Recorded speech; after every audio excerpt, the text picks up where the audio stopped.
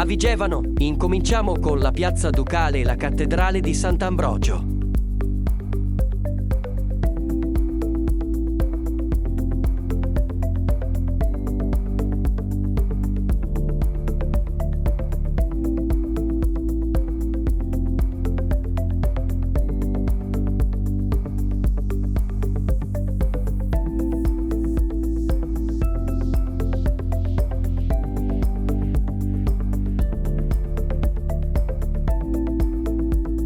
Qui il Castello Sforzesco.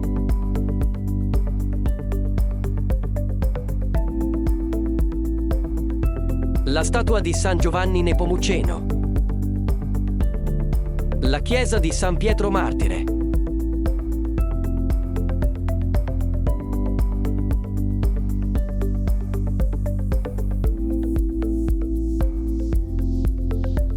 La chiesa di San Francesco d'Assisi.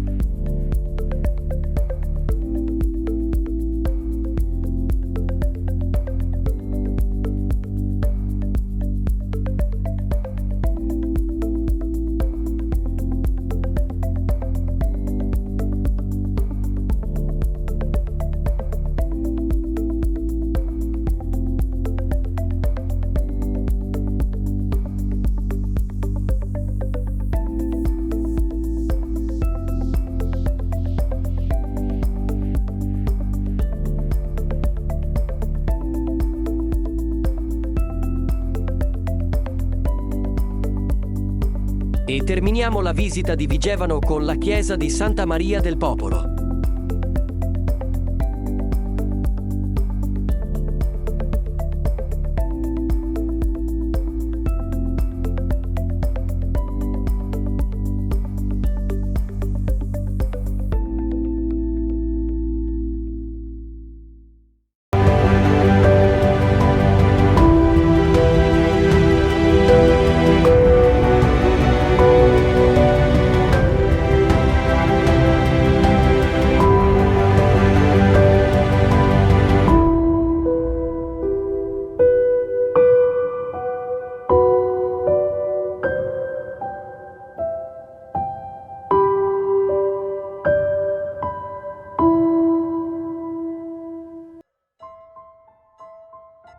Il 15 ottobre del 2011, dopo aver visitato l'abbazia di Morimondo, ci siamo recati a pochi chilometri a sud di Milano, per scoprire, immersa nelle risaie lombarde, un vero capolavoro d'arte e architettura, la Certosa di Pavia.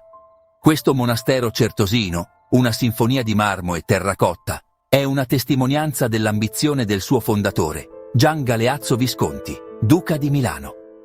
La Certosa non è solo una bella facciata, è un viaggio nel tempo. Una volta giunti a destinazione, posteggiamo il camper, lasciamo Otis a far da guardia e incominciamo la visita, ammirando l'abilità artistica e la fede che hanno costruito questo luogo. Passeggiando per i suoi sacri corridoi e chiostri, si può immaginare il peso della storia e la serenità di secoli di vita monastica. Essendo appassionati d'arte e di storia, possiamo dire che la Certosa di Pavia ci ha letteralmente lasciati senza fiato. La storia della Certosa inizia nel 1396, quando Gian Galeazzo Visconti, il duca di Milano, spietato ma ambizioso, promise di costruire un grande monastero. Le sue motivazioni? Alcuni dicono che fosse un gesto di pietà, un modo per assicurarsi l'eredità e placare la Chiesa. Altri sussurrano che fosse una mossa strategica per consolidare il suo controllo sulla regione. Quali che siano le sue ragioni, il duca non badò a spese. Sognava un capolavoro che avrebbe potuto rivaleggiare con le grandi cattedrali di Firenze e Siena, una testimonianza della sua ricchezza e del suo potere. I migliori architetti, scultori e artigiani di tutta Italia furono chiamati a dare vita alla sua visione. La costruzione iniziò in un turbine di attività, con gli operai che lavorarono instancabilmente per decenni per completare la grande visione del duca. La Certosa, tuttavia, non era destinata ad essere completata durante la vita di Gian Galeazzo. Divenne un progetto lungo un secolo che si evolse con il cambiare dei gusti artistici e dei paesaggi politici. La Certosa di Pavia si pone come un affascinante ponte tra due epoche, il Gotico e il Rinascimento. La costruzione iniziò alla fine del XIV secolo, profondamente radicata nello stile gotico con i suoi archi a sesto acuto e l'imponente verticalità. Ma con il passare dei decenni e dei secoli, il Rinascimento, con la sua enfasi sulle forme classiche e sull'umanesimo, iniziò a prendere piede. Questa transizione è più evidente nella facciata della chiesa. La parte inferiore, costruita nel XIV secolo, mostra gli intricati dettagli e la verticalità dello stile gotico, ma alzando lo sguardo si nota un cambiamento. La parte superiore, completata in seguito, abbraccia la simmetria e l'equilibrio del Rinascimento. Entrando nella chiesa è come entrare in uno scrigno di arte e architettura. I nostri occhi sono stati attratti verso l'alto, verso i soffitti a volta, ornati da intricati affreschi. Il gioco di luci e ombre attraverso le vetrate crea un'atmosfera ultraterrena. La Certosa di Pavia non è solo una meraviglia architettonica, è un paradiso per gli amanti dell'arte. Ogni angolo, ogni cappella, ogni superficie sembra essere ornata da capolavori. Uno dei punti salienti è la pala d'altare principale della Certosa, un'opera monumentale del Perugino raffigurante la Madonna col Bambino e i Santi. Il dipinto, con i suoi colori vibranti e le figure serene, è un capolavoro del Rinascimento italiano. Non trascuriamo nemmeno le incredibili sculture, in particolare quelle della famiglia della Robbia. Le loro opere in terracotta invetriata, ricche di colore e di vita, adornano molte parti del monastero, come ad esempio i delicati tondi blu e bianchi che decorano la facciata. Lasciata la grandiosità della chiesa, ci siamo diretti verso il chiostro piccolo, una vera oasi di pace. Qui, circondati da archi graziosi e colonne delicate, si resta incantati dall'atmosfera tranquilla che ci circonda. Ogni arcata incornicia una vista sul lussureggiante cortile, invitando alla contemplazione e alla riflessione. Il suono dei nostri passi riecheggia dolcemente sulle antiche pietre, a ricordare le innumerevoli anime che hanno cercato conforto tra queste mura. Ci concediamo un momento per sederci su una delle panchine di pietra, chiudendo gli occhi e respirando la tranquillità, immaginando i monaci che un tempo percorrevano questi chiostri, le loro vite dedicate alla preghiera e alla solitudine. Dal chiostro piccolo passiamo al cuore del monastero, il chiostro grande. Questo ampio cortile a 2 piani è un capolavoro dell'architettura rinascimentale, circondato da un doppio loggiato ornato da intricate decorazioni in terracotta. Ognuna delle 24 celle che costeggiano il chiostro ospitava un tempo un monaco certosino. Queste stanze semplici ma eleganti offrivano uno spazio per la preghiera, lo studio e la riflessione solitaria. Il chiostro grande è una testimonianza dell'ideale certosino di solitudine e contemplazione. I monaci certosini, noti per il loro stile di vita austero e la loro devozione alla solitudine, hanno avuto un ruolo vitale nella vita della Certosa. Si dedicavano alla preghiera, allo studio e al lavoro manuale, vivendo una vita semplice, guidata dalla fede e dalla tradizione. La presenza dei monaci si percepisce ancora in tutto il monastero. Possiamo persino immaginare i monaci intenti a curare i giardini, le loro mani callose per il lavoro e i volti segnati dal sole, oppure chini su antichi testi nella biblioteca, con le loro menti assorte nello studio. Sebbene i monaci non risiedano più nella Certosa, la loro eredità continua a vivere. Il monastero è un potente richiamo alla loro fede incrollabile, alla loro dedizione alla semplicità e alla loro ricerca dell'illuminazione spirituale.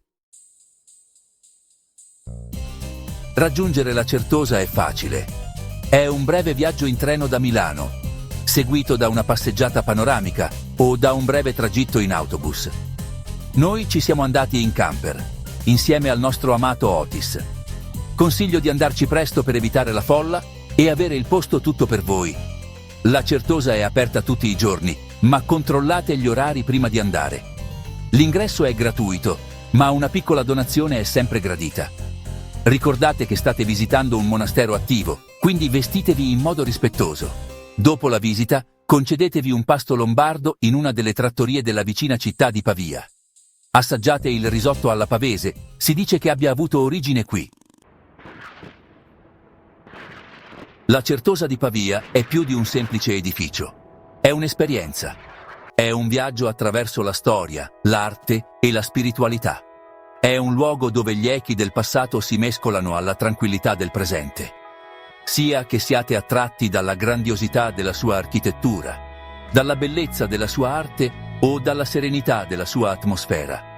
In conclusione, la Certosa di Pavia è un luogo che rimarrà nei nostri cuori e nelle nostre menti. Credetemi, è un viaggio che vale la pena fare.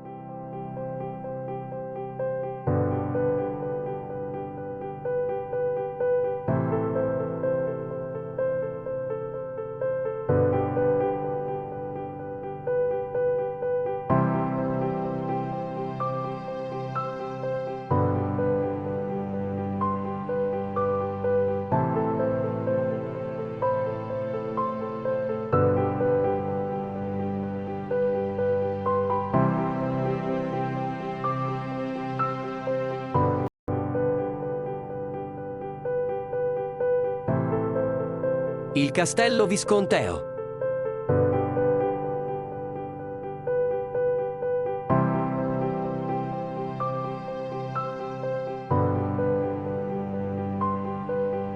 La chiesa romanica di San Pietro in Ciel d'Oro.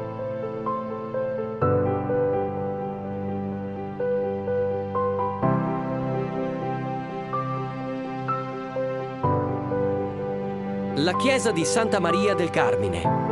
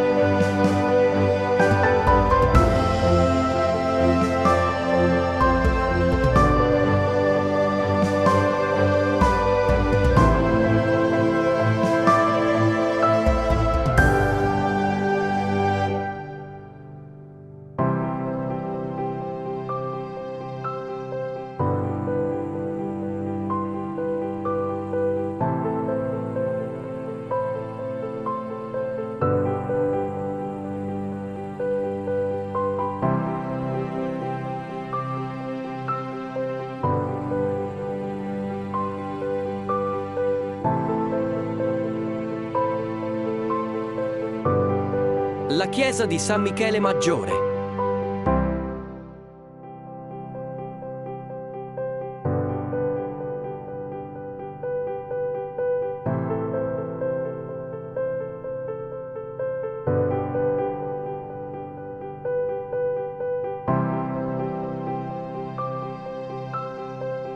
Il Duomo di Pavia.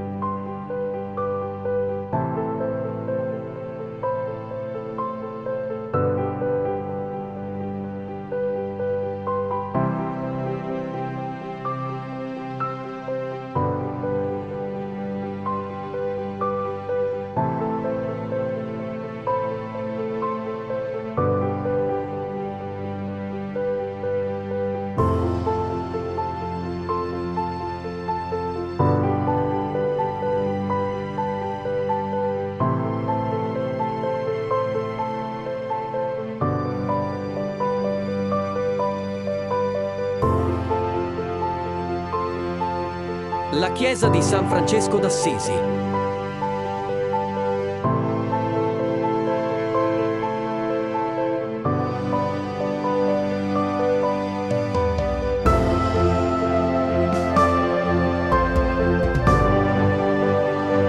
Il castello di Chignolo Po.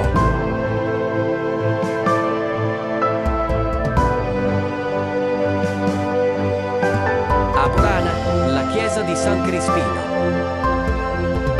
Fortunato.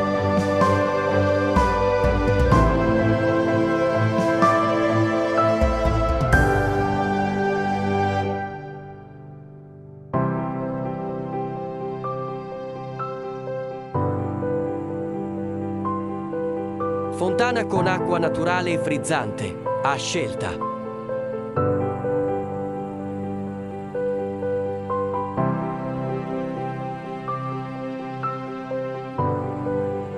il santuario Nostra Signora della Guardia a Torre del Monte. Concludiamo il nostro tour visitando il paesino di Zavattarello. Alla prossima!